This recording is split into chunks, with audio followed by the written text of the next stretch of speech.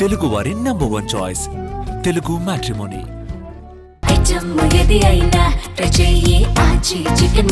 ఆచి చికెన్ మసాలా. నమస్తే.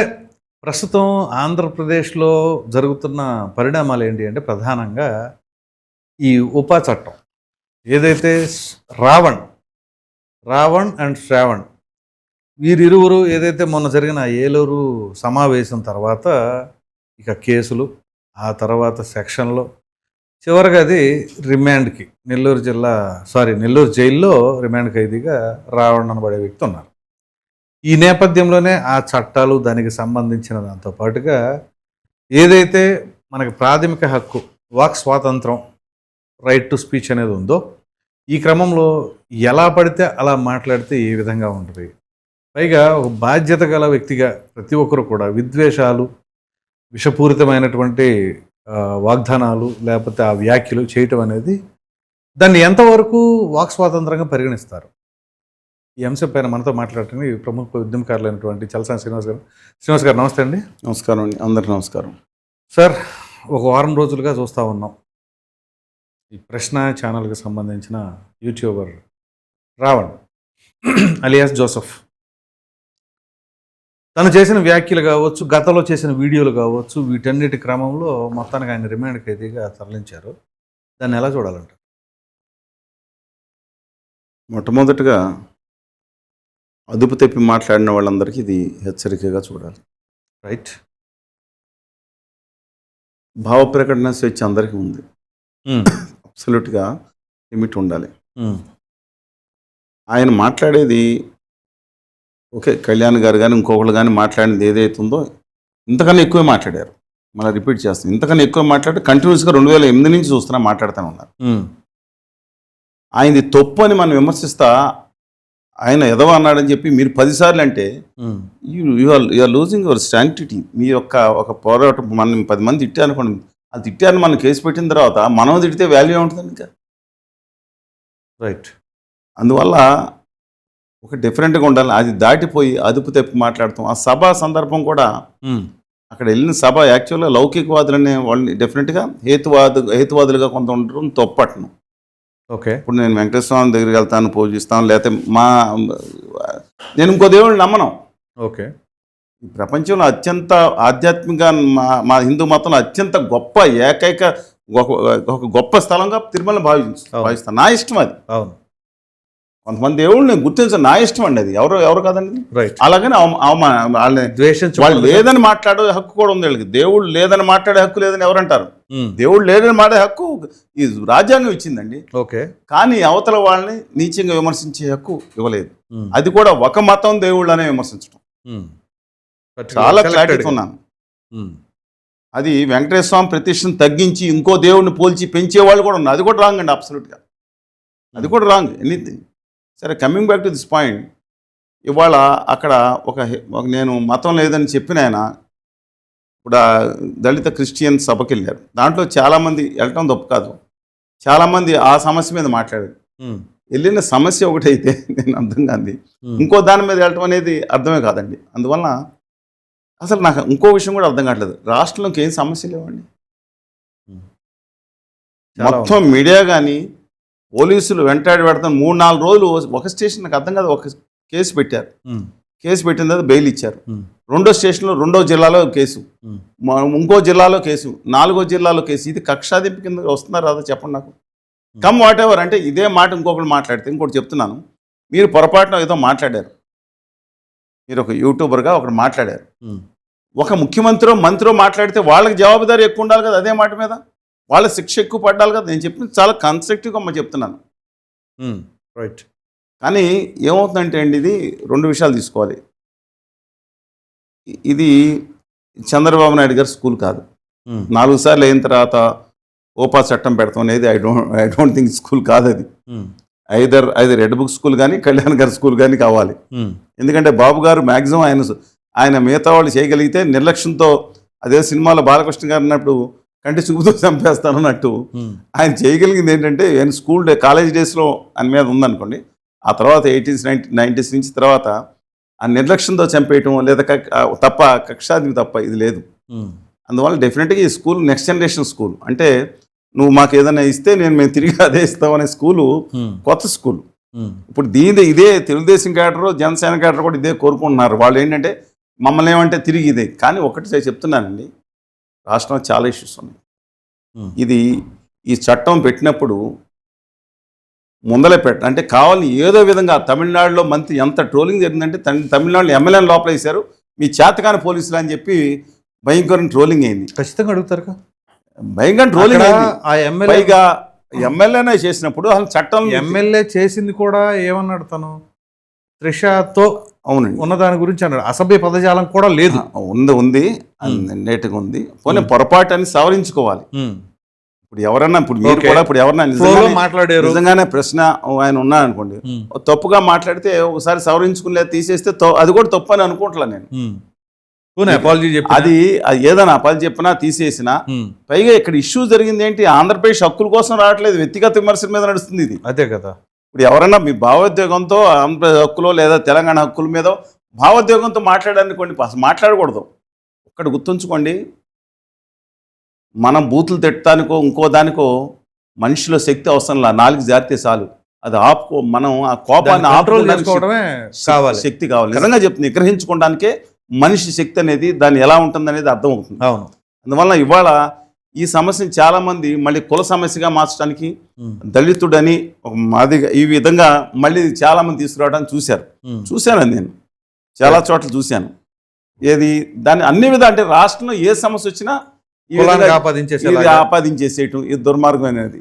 ఇవాళ అది కూడా బహుశా నెంబర్ ఆఫ్ ఎవరుల తర్వాత అది కూడా వాళ్ళ సక్సెస్ కాలేదు. బట్ ఒకటండి, అంతిమంగా ఒక్కటి గుర్తుంచుకోండి, సమాజం అనేది ఇవాళ మెయిన్ ఇష్యూస్ కాకుండా వ్యక్తిగత వివాదాల మీద వెళ్తుంది.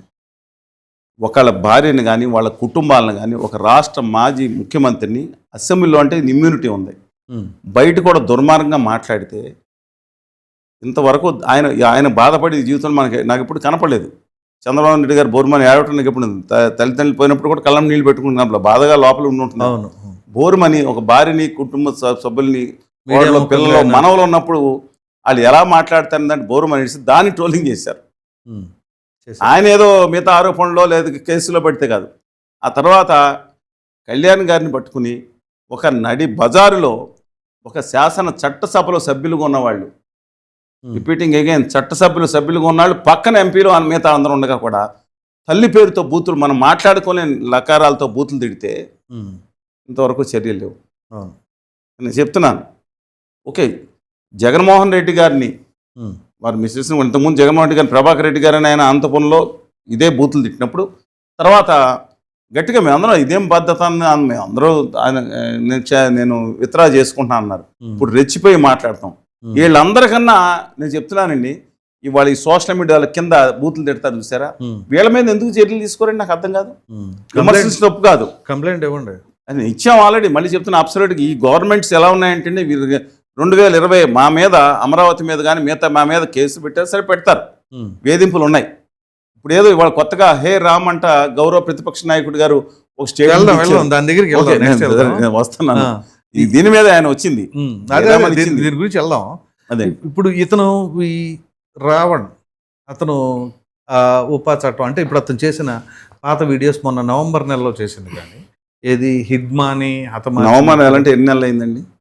7 months. 7 నెలల తర్వాత బయట తీశారంటే కావాలని కక్షాదింతో తీసినట్టే కదా. అసలు అప్పుడు దాన్ని ఫోకస్ చేయలేదు వాళ్ళు. అంటే ఫోకస్ చేయకపోవడానికి ఇది నేషనల్ కాదు. నేను ఒకటి చెప్తున్నాను, ఇప్పుడు వాళ్ళు భౌతిక హింసకి మావోయిస్టులు వెళ్ళటం అనేది దుర్మార్గం.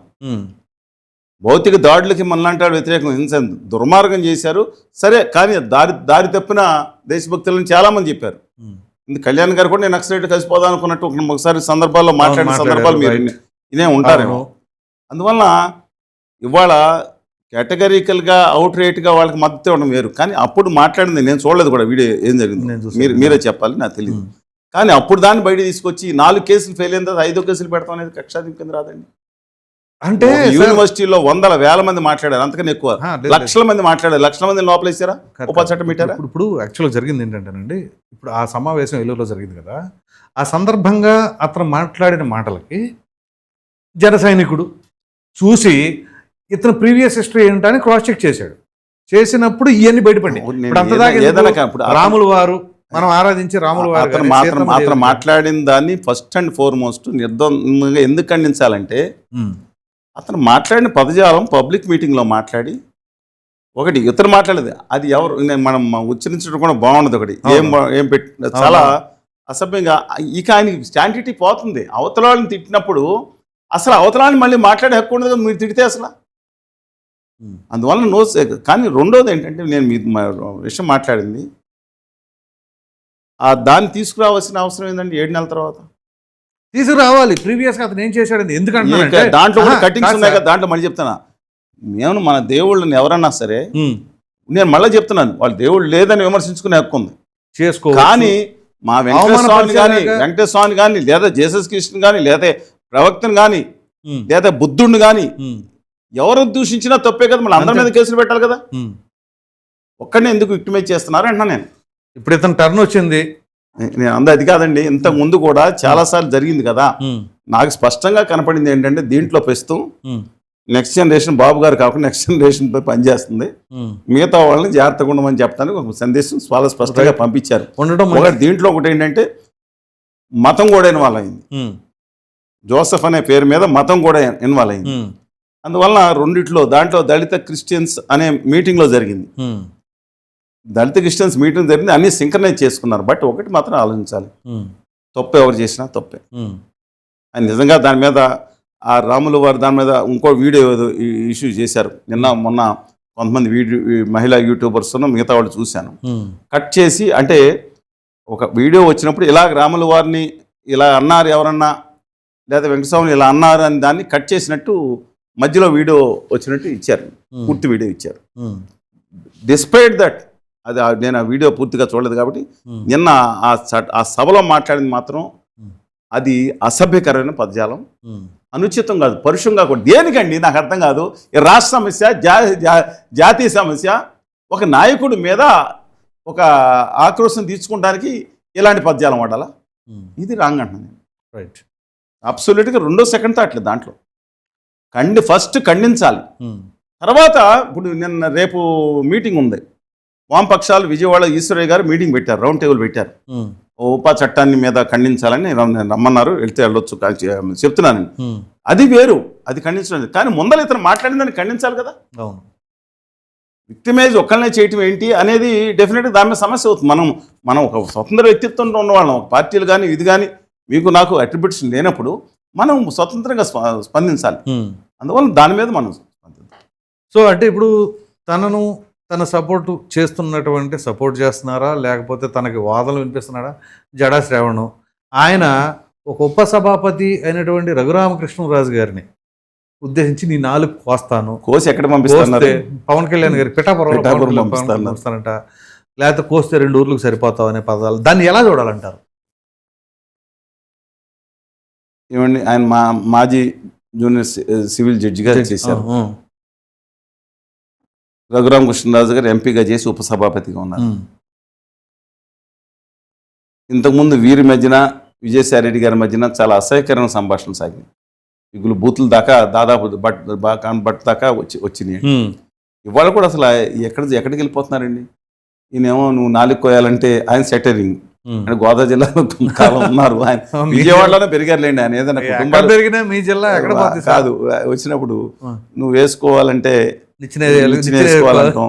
ఈయన మరీ ఇగ్నైట్ అయిపోవటం, మళ్ళీ రావటం, ఆయన కూర్చుని ఆయన బట్ ఇవాళ నిన్న జరిగిన ఈ గొడవలలో డెఫినెట్గా రఘురామకృష్ణరాజు గారు కూడా ఆయన ఆదేశాలు కూడా ఎందుకని చూశాను వీడియో. ఆయన కూడా క్వశ్చన్ లేదు, చర్య తీసుకోకపోతే గట్టిగా ఉన్నట్టున్నారు.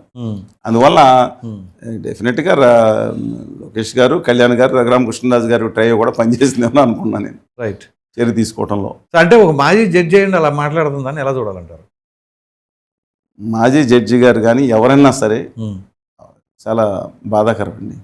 సమాజంలో నేను తాడిత పీడిత వర్గాల నుంచి వచ్చానని చెప్తున్నప్పుడు డెఫినెట్గా నిలదీసి ఎక్కువ ఉంది, మనం వాళ్ళ పక్షపాతంగా ఉండాలి ఎవరైనా సరే. కానీ అదుపు తప్పి మాట్లాడితే ఎట్లాగండి? ఆయన నాకు తెలుసు, మీటింగ్లు పెట్టినట్టు పాల్గొన్నాం, మన మీటింగ్లోకి వచ్చారు, మీ మీటింగ్ పెట్టి రావటం కానీ ఆయన మీటింగ్ పెట్టి వెళ్ళటం కానీ జరిగింది. కానీ మనకు అవకాశం ఉంది కదా అని అదుపు తప్పి మాట్లాడటం అనేది అబ్సల్యూట్గా రాంగ్. రైట్. ఇప్పుడు అక్కడ గొంతెన్నమ్మ దేవాలయం ఉందా, లేదా రాముల వారి దేవాలయం ఉందా, మిగతాది అది న్యాయస్థానాలు ఏం చెప్పిన ఆ ప్రకారం వెళ్ళాల్సిన అవసరం ఉంది. అవును. అంటే మతాన్ని తీసుకురావటం, మళ్ళీ ఎవరైనా ఇద్దరం మతాన్ని రాజకీయాల కోసం వాడుకుంటాం. ఎందుకు అసలు అక్కడ అవసరం ఇది లేదు కదా. అబ్సల్యూట్గా రాంగ్ అండి. ఇది ఆంధ్రప్రదేశ్లో రాజకీయాలు దిగువ స్థాయికి పడిపోతున్నట్టు అనిపిస్తుంది. అంటే ఒక వ్యక్తి ఇద్దరు వ్యక్తుల మధ్య నేను అంటలేదు, వాళ్ళు మాట్లాడుతాం తిడతాం. అలాగే ముఖ్యంగా నేను మీకు చెప్పటం మధ్యకి మేము మా మీద అమరావతి మీద మాట్లాడితే మా మీద దారుణంగా దూషిస్తా పోస్టులు పెడతాం కాకుండా బూతులతోనూ జంతువులు చాలా భయంకరంగా పెడితే అది కూడా దాటి ఫోన్లు చేసి బెదిరించి చంపేస్తానన్న సందర్భం వచ్చినప్పుడు పాలకొల్లు పోలీస్ స్టేషన్లో 2020 జనవరి 17 తారీఖు కేసు పెట్టాను. ఓ కేసు పెడితే మిమ్మల్ని చంపేస్తారని బెదిరించారా? బెదిరించటం, ట్రాక్ చేయటం. ఎప్పుడు? 2020 జనవరి 17 తారీఖున కేసు పెట్టాను. మీరు కేసు పెట్టారు, మిమ్మల్ని బెదిరించింది ఎప్పుడు? అప్పుడే ఆ 3-4 రోజులు రోజా? 3-4 days లో పెట్టారు. చూసిన తర్వాత అంటే జగన్మోహన్ రెడ్డి గారు ప్రభుత్వమే కదా. ప్రభుత్వమే. నేను రఘురామకృష్ణరాజు గారికి కూడా మెసేజ్ పంపించాను, వాట్సాప్లో కూడా ఉంది. ఆయన కంప్లైంట్ ఇలా పెట్టానండి, ఇలా ఉందని. సరే ఆయన మీరు పెట్టారు, మీ మీద కూడా జరిగిందా అని అన్నారు ఆయన. తర్వాత ఆయన ఏదో గొడవలు పడతా ఉన్నారు, అప్పుడు బాగానే ఉన్నారులేండి ఫస్ట్లో. ఆ తర్వాత వీళ్ళు యాక్షన్ తీసుకోలేదు. తీసుకోపోతే ఎస్పీ గారికి పంపించాను సిస్టమేటిక్గా. ఆ తర్వాత డిఐజీ గారు కన్సర్న్ అండి 3 జిల్లాలకి. ఆ తర్వాత డీజీపీ గారికి పంపించా. ఆ మహిళా హోంశాఖ మంత్రిని గారికి కూడా నేను పంపించాను. వీళ్ళు కూడా వినకపోతే డైరెక్ట్ కేంద్ర హోంశాఖ సహాయ మంత్రిగా ఉన్న పరిచయస్తులు కిషన్ రెడ్డి గారు కూడా నేను ఈమెయిల్ ద్వారా పంపించాను. ఓకే. ఆయన కూడా ఆయనకి మరి రాష్ట్ర ప్రభుత్వంతో అనుబంధం ఉందా మిగతా తెలియదు నాకు, బట్ డ్యూ రెస్పెక్ట్ స్పందించలేదు. ఆ స్పందించబోగా ఆర్టీఐ యాక్ట్ వేస్తే నేను సంతకం పెట్టలేదు దాని మీద అన్నారు. నేను ఉన్న కాపీ పంపిస్తే కాపీ మీద సంతకం పెట్టాను కదా. నేనేం చేశాను, వాళ్ళైతే పోలీసులు తెలియగలరు అనుకున్నారా? నేను పోలీస్ కంప్లైంట్ ఇచ్చినప్పుడు ఫోటోలు తీయించాను ఫోటోగ్రాఫర్తో. నాతో పాటు సీనియర్ మోస్ట్ జర్నలిస్ట్ రాజు గారు 75 సంవత్సరాలకి 50 సంవత్సరాల జర్నలిస్ట్ చరిత్ర ఇవాళ కూడా ఉంది. And very learn personality. Though is Hindu Parishad అక్కడ ఉన్నా సరే ఆయన పక్కన ఇంకో డాక్టర్ గారు ఉన్నారు. ముగ్గురు వెళ్ళి పోలీస్ స్టేషన్కి వెళ్ళి కంప్లైంట్ తీసి నేను ఫోటో తీసి ఫోటోలో ఒక సంతకం కనపడుతుంటే నాకు సంతకం లేదన్నారు. ఏం చేయాలో అర్థం కాలేదు. ఆ తర్వాత 2005 సంవత్సరాలు ఏమి అంటే కేసులు మా మీద కేసులు పెట్టి మమ్మల్ని పోలీస్ స్టేషన్ తిప్పించారు. మా మీద కేసులు పెట్టి ఏ విషయంలో కేసు? అమరావతిలో కేసులు పెట్టారు. ఆంధ్రప్రదేశ్ రాష్ట్రానికి అన్యాయం జరుగుతుందని చెప్తే ఉత్తరాది వాళ్ళు లేకపోతే మిగతా పాలకులు మా దగ్గర అన్యాయం జరుగుతుంటే ప్రాంతాల మధ్యన ఇప్పుడు దేశంలో ఇలాంటి కేసులు కూడా పెట్టి పోలీస్ స్టేషన్ చుట్టూ రాయలసీమలో అక్కడ పోలీస్ స్టేషన్ చుట్టూ ఒక యూనివర్సిటీ లా కాలేజీ ప్రిన్సిపాల్ గారిని నన్ను కూడా ఒక జర్నలిస్ట్ మీద కూడా కేసు పెట్టారు. మరి మీ మీద అట్లాంటి కేసులు పెట్టినప్పుడు ఇప్పుడు ఇతని మీద కేసు పెట్టిందని ఎలా చూడొచ్చు అంటారు? కాదండి, నేను ఇది ఎవరు మీడియా 99% మీడియా అయ్యింది. ఎందుకంటే నేను ఒక పార్టీకి సంబంధించిన వ్యక్తిని కాదు, స్వతంత్ర వ్యక్తిని కదా. ఎవరో ఏ మీడియా ప్రాబ్లం అయిపోయింది. 95% మీడియాలో 5% ధన్యవాదాలు. నా బాధ ఏంటంటే దీంట్లో నెంబర్ 1 A1 ఈస్ మీ మీడియాలో ఉన్న ముఖ్యమైన మోడరేటర్ యాంకర్. ఇంత జరుగుతుంటే నానా ఇబ్బంది. ఓన్లీ సిపిఐ, సిపిఎం మరియు కాంగ్రెస్ పార్టీ రాష్ట్ర అధ్యక్షులు ఖండించారు. ఓకే. మిగతా ఎవరో ఖండించలేదు. వాళ్ళు పేపర్లు వేసిన లేరు. నేనేమన్నా అసలు మీరు ఒక బంధుకు పిలిపిస్తేనండి, నేను మళ్ళీ చెప్తున్నాను, ఒక బంధుకు పిలిపిస్తే ఒక్క రాయి కూడా బస్సు మీద మేము ప్రతి ఒక్క ఈ ఆంధ్రప్రదేశ్ రాష్ట్ర విభజన తర్వాత మొట్టమొదటి బంధు మేమే పిలిపించాం. నేను అధ్యక్షుడు రామకృష్ణ గారు కార్యదర్శి కింద మిగతా అందరి సంఘం మొత్తం రాష్ట్రం స్తంభించిపోయింది. ఆగస్టు 11, 2015లో రాష్ట్రంలో మొట్టమొదటి బంధు చరిత్రలో రాష్ట్రం చూసుకోండి. ప్రత్యేక హోదా విభజన హామీల సాధన సమితి ఇచ్చాం. ఒక్క అనుచితమైన సంఘటన జరగకూడదు, జరిగితే బంద్ ఆపేస్తాం అని చెప్పి అంత కేర్ తీసుకుంటాను. ఎవరిని పొరపాటున నేను అసలు పరుషంగా అసభ్యంగా కాదు, అనుచితంగా 35-40 సంవత్సరాలుగా ఉన్నానండి. అనుచితంగా ఇంకో విచిత్రం ఏంటి తెలుసా? కానీ మీడియా ఏంటి, ఓ చోట భారీ మీటింగ్ పెట్టాం. ఒక గెస్ట్ ఎవరో మీలాంటి అని కాదండి, అలా ఎవరన్నా పిలిచాను. పిలిస్తే నేను ఆ బీజేపీ గుడ్లపి తీస్తానని చెప్పి ఆయన స్టేట్మెంట్ ఇచ్చాడు. ఆయన మొత్తం అన్ని చోట్ల ఆయనదే స్టేట్మెంట్. ఈ మీటింగ్ కాదునని శ్రీనివాసు, ఈ మీటింగ్ కాదునని రామకృష్ణ, ఎవరో గొట్టం శ్రీనివాసు, గొట్టం రామకృష్ణ అని పేర్లు పెట్టి రాసుకుంటారు వాళ్ళు. అంటే ఎవరు సెన్సేషన్ అయితే వాళ్ళే అంటే చాలా మంది కూడా మీరు అడగలేదు కానీ చాలా మంది అంటే మీరు సరే ఎవరిని తోపట్టం కానీ ఏంటి సార్ ఇంకా స్పైస్ పెంచి మాట్లాడాలి, మనకి ఎమోషన్లో వస్తున్నాం భావోద్వేగం కానీ మనం యూస్ కోసం దీనికోసం ఎమోషన్గా పెట్టుకునేది కాదు. 2025 జనవరి 17 తారీఖున అదే పాలకొల్లు పోలీస్ స్టేషన్కి వెళ్ళి మళ్ళీ రివైవ్ కాపీ ఇచ్చాను. సార్ మాకు ఎస్ఐలు 4 మారారు, సిఐలు ఎస్పీలు మారారు 3, హోంశాఖ మంత్రులుగా 3 మహిళలు వచ్చారు, 2 మహిళలు, మొత్తం 3 మహిళలు, 3 మొత్తం మహిళలు వచ్చారు. ఇవాళ వరకు స్పందించలేదు. ఇప్పటికి స్పందించలేదు. ఓకే. అంటే దాంట్లో ఎక్కువ మంది వైకాపా వారు ఉండొచ్చు, ఒకళ్ళిద్దరు తెలుగుదేశం వాళ్ళు ఉండొచ్చు, ఒకళ్ళు ఉత్తర భారతీయ జనతా పార్టీ వాళ్ళు ఉండొచ్చు. అంటే జనసేనలో ఎందుకు నేను ఎంత గట్టిగా ఏంటంటే తప్పు మాట్లాడని కాదు, అంటే చిరంజీవి గారికి ఆ రోజు జడజం నేను లేనకపోయినా మార్పు రావాలని మరి ఎందుకని ఇప్పుడు కూడా నేను కళ్యాణ్ గారిని తప్పు చేసిన చాలా గట్టిగా విమర్శిస్తున్నా. రైట్. చాలా గట్టిగా విమర్శిస్తున్నా, చూసుకోండి మీరు. పాయింట్ వ్యక్తిగతంగా నాకెందుకండి, కానీ అంటే వాళ్ళు లేరు ఇప్పుడు, మిగతా వాళ్ళు చేస్తారో తెలియదు. కానీ అన్ఫార్చునేట్గా ప్రభుత్వం అంటే మాకు ఒక న్యాయం ఇంకొక అంటే నాయకులకి ఏమైనా 4 కొమ్ములు ఉంటాయండి. మీకు ఇవాళ మళ్ళా చెప్తున్నాను, ఇవాళ మధ్యతరగతి ప్రజలు సామాన్యులు చాలా గొప్ప జీవితం గడుపుతారు, విలువలతో కూడిన జీవితం. అవును. నేను కంపేర్ విత్ నేను బాలీవుడ్లో సినిమా హీరోలు చూడండి, లేదా పెద్ద పెద్ద రాజకీయ నాయకులతో అందరూ నేను అంటలేదు, వీళ్ళు విలువలు గడుపుతారు. లా అబైడింగ్ సిటిజన్స్ ఎవరున్నారంటే మధ్యతరగతి ప్రజలు సామాన్యుల్లో చట్టం పట్ల భయం, విలువల పట్ల, బంధుత్వాలు, కుటుంబాలు ఇవన్నీ ఉన్నాయి. అద్భుతమైన మన భారతదేశ సంస్కృతి కాణాచిగా నిలిచేవాళ్ళు వీళ్ళందరూ. మరి వాళ్ళ మీద వాళ్ళ కింద స్ట్రోలింగ్లో బూతులు తిడతా ఉంటారు కదా, మరి వాళ్ళకి హక్కులు ఉండవా అండి? ఆ బాధలు పడిన వాళ్ళకి వీళ్ళందరినీ ఏం చేయాలి చెప్పండి నాకు ఫస్ట్. ఈ కామెంట్లో బూతులు తిట్టే వాళ్ళందరినీ కనీసం ఒక 1000 మందిని మీరు ఓపా చట్టానికి వ్యతిరేకంగానే మీరు ఏదైనా చట్టం ఉంటే వాళ్ళు పెట్టి కనీసం నేను శిక్షించమని మనకు ఎందుకండి, ఎప్పుడు అందులో పనులు చేసుకుంటారు, ఎప్పుడు మనిషికి పట్టమే కొట్టకూడదు, ఈ మీద ఏమైనా తప్పు చేయాలని ఏదన్నా కానీ తప్పు చేస్తే ఆ విధంగా చూసుకున్నాం. ఇవాళ ఆంధ్రప్రదేశ్ ముఖ్య సమస్యలు ఉన్నాయి, విభజన హామీలు. ఆ పోలీసులు కూడా చెప్తున్నాయి వీళ్ళు పెట్టే కాన్సన్ట్రేషన్ మీద నాయకులు విభజన హామీలు లేదా హోదాలు, రైతు సమస్యలు దావే పెట్టాలి. ఇంకా ప్రతిపక్ష నాయకులు చెప్తున్నా, మన జగన్మోహన్ రెడ్డి గారు కూడా అదే నెక్స్ట్ దానికి వెళ్ళాలి సార్. చెప్పండి. సో ఇప్పుడు ఆ కామెంట్లు చేసే వాళ్ళ మీద కూడా అంటే కొంచెం జాగ్రత్తగా చేయండి అని చెప్పేసి పరుషంగా కామెంట్ చేయడం కూడా, తీవ్రంగా విమర్శించడం తప్పు లేదు, అభిప్రాయాన్ని చెప్పండి, అంతవరకు గట్టిగా కూడా మాట్లాడండి, విమర్శించండి. కానీ బూతులు పెట్టి అసలు వాళ్ళు ఎవరో సమస్యలు కాదు, ట్రంప్ గారి ఎవరో ఇవాంకా దగ్గర నుంచి మొదలుపెట్టుకుని ఈ మూల ఎవరంటారు ఇక్కడ చెప్పడం ఎందుకని చెప్తున్నాను, ఎవరిని స్పేర్ చేయరు వీళ్ళు.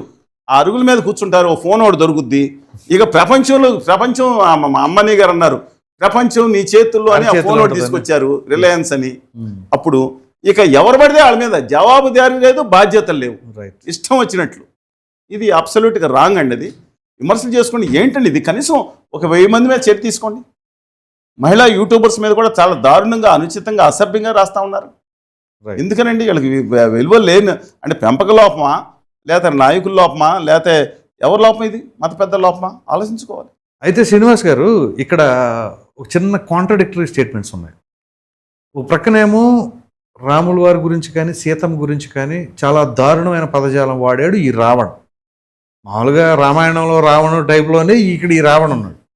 సో ఆయన్ని భుజాన వేసుకుంది వైసీపీ. నిన్న మాజీ మంత్రి అంబటి రాంబాబు కూడా ప్రెస్ మీట్ పెట్టి ఆయన ఏమంటున్నాడు, ఇదిగో ఇలాంటివి జరుగుతుంటే ఓ ప్రతిపక్ష పార్టీగా మేము చూస్తూ ఉండం, సపోర్ట్ చేస్తాం, మేము లీగల్గా కూడా సపోర్ట్ చేస్తాం, వాళ్ళ వెనకాలే ఉంటాం అన్నారు. సో ఇక్కడ జగన్మోహన్ రెడ్డి గారు ఏంటి, హే రామ్ మేము ఉంటామని.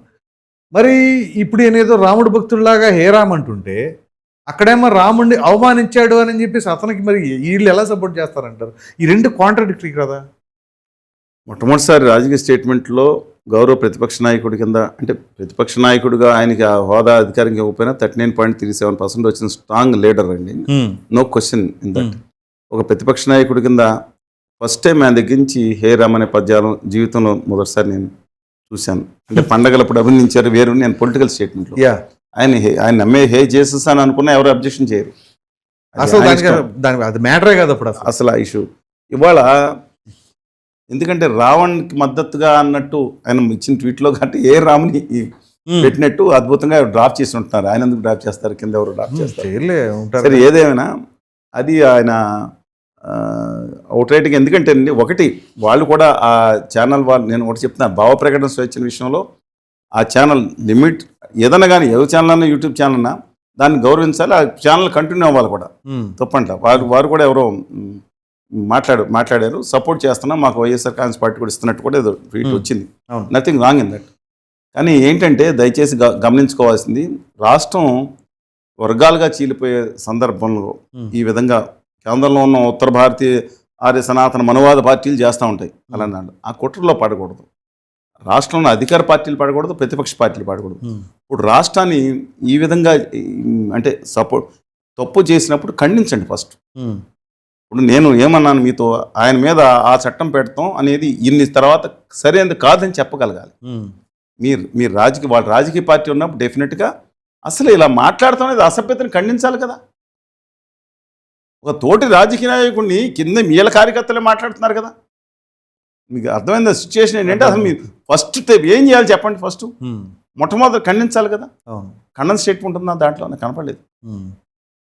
అబ్సల్యూట్గా అవుట్రైట్ వారు సపోర్ట్ చేసుకుంటే చేసుకోవచ్చు, నథింగ్ రాంగ్ ఇన్ దట్. కానీ ఏంటంటే దీంట్లో మళ్ళీ రాముడు గారిని మిగతా వాళ్ళు ఎందుకు తీసుకొచ్చారని నాకు అర్థం కాలేదు. తీసుకొస్తే దానికి మరి అదే అంటున్నారు. ఇప్పుడు ఆయనేమో అవమానించిన వ్యక్తిని నేను కాపాడుతానంటున్నారు. కాపాడుకోండి, కానీ హేరామ్ అని అంటాం, అది కాంట్రాడిక్టరీ. ఆయన కావాలని చెప్పి అది ఈక్వేట్ చేయడానికి, బ్యాలెన్స్ చేయడానికి అద్భుతంగా డ్రాప్ చేసిన స్టేట్మెంట్ చదివినట్టున్నారు లేదా ఇచ్చినట్టున్నారు నా అభిప్రాయం. అంతకుమించి చెప్పేటప్పుడు అయినా చూసుకోవాలి కదా సార్. చూసుకోవాలంటే మీకు రాజకీయ నాయకులు అంత డెప్త్ స్టడీ చేస్తారా అందరూ? ఐ డోంట్ థింక్ సో అండి. అందువల్ల లెటర్స్ వెయిట్ అండ్ సీ. ఆయన ఇచ్చిన స్టేట్మెంట్ మరొకసారి చెప్తున్నాను. ఎవరన్నా సరే రేపు పొద్దున్న గౌరవనీయులు కాసు మహేష్ రెడ్డి గారు వాళ్ళ తాతగారు అవుతారు, ఎవరు? కాసు బ్రహ్మానంద రెడ్డి గారు. ఆయన ముఖ్యమంత్రిగా చేశారు. అంతేకాకుండా దేశ చరిత్రలో కాంగ్రెస్ పార్టీకి అధ్యక్షులుగా ఉండి ఇందిరాగాంధీ గారిని బహిష్కరించింది ఆయనే. రెడ్డి కాంగ్రెస్ అనేవారు. ఆయన స్టాల్వాట్ లీడర్ అండి, కమ్ వాట్ ఎవర్. వాళ్ళ బ్రదర్స్ అని ఇప్పుడు వీళ్ళ నాన్నగారు ఉన్నారు, ఆయన అనేక సార్లు ఎమ్మెల్యేగా మంత్రిగా కూడా పనిచేశారు. కృష్ణారెడ్డి గారు, కాసు వెంకట కృష్ణారెడ్డి గారు తెలిసిన ఆయనే. అందరూ నేను అంటున్నాను, నేను మాట్లాడతా మేము అధికారంలోకి వస్తే మొదలు సవరించుకోవచ్చు. అధికారంలోకి వస్తే ప్రజల అభివృద్ధో లేదా మిగతా అన్నీ నాకు ముఖ్యం కాదు, ఫస్ట్ పగ తీర్చుకోవడం ముఖ్యం అన్నట్టు మాట్లాడతాం ఏంటండి అసలు? వాళ్ళ పార్టీ ఇది అబ్సల్యూట్గా వాళ్ళ మళ్ళీ చెప్తున్నాను నేను. నిజంగా కనుక ఆయన పనిలో ఆయన ఉండి ఆ రోజులు 2019 అధికారంలోకి వచ్చిన తర్వాత హోదా విభజన హామీలు సాధించే నవరత్నాల బదులు దశరత్నం తీసుకుని ఆయన పని ఆయన చేసుకుని ఆ మేస్త్రీల మీద అంటే ప్రతి వర్గం మీద టార్గెట్ చేయకుండా ఉంటే ఆయన 20 ఏళ్ళు అధికారంలో ఉండేవారు. కరెక్ట్. అది ఆయన అధికారంలో ఉండారపోతారు. మిగతా పార్టీలకు మనకేంటి సంబంధం? రాష్ట్రానికి విభజన హామీలు ప్రతి ఒక్కరిని సాధించి ఉత్తరానికి ఉపాధి వస్తుంటే అంతకుమించి ఏం కాదు, ఎవరుంటే మనకేంటండి? అంతే కదా. మీద ఆ పార్టీలకు వాళ్ళు రావాలి. మన పార్టీ వాళ్ళు కూడా చెప్తున్నానండి, వాళ్ళకి రాష్ట్ర ప్రభుత్వం చేసే విధానాలను ప్రజా వ్యతిరేక విధానాల మీద ఎండగట్టి దాన్ని న్యాయం చేసి అవినీతి జరుగుతుందని చెప్పి దాని మీద కాన్సన్ట్రేషన్ చేస్తే నేను ఆయనకి లాభం అనగట్ల, రాష్ట్రానికి లాభం.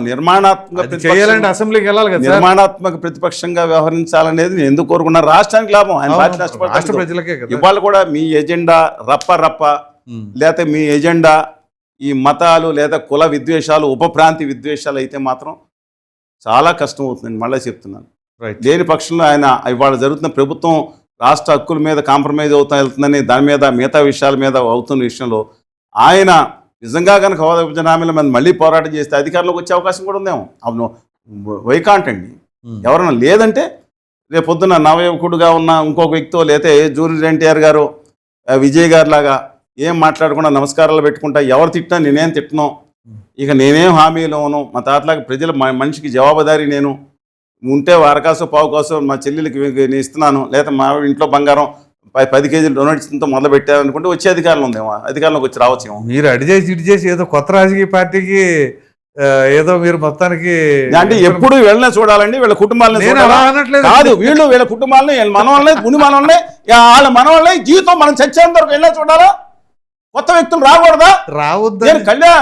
నేను ఆళ్ళు అంటలేదండి, లేకపోతే జూనియర్ ఎన్టీఆర్ కొత్త యువతరం ఈయన పెద్ద 30 సంవత్సరాల లోపు యువతరం కసి ఉన్నాళ్ళు వాళ్ళ హక్కులు సాధించుకోవడానికి రావాలి. కానీ నేను రమ్మని కోరుతాను, నా మొదటి ప్రాధాన్యత కొత్త యువతరం రావాలి, హోదా విభజన హామీలు సాధించుకోవాలి. ఆంధ్రప్రదేశ్లో ఈ 15-20 లక్షల మంది పారిశ్రామికవేత్తలు దమ్ముని నిలబడాలి, కలేజీ ఉన్న యువత రావాలి, వాళ్ళు రావాలని కోరుకున్న కొత్త తరం.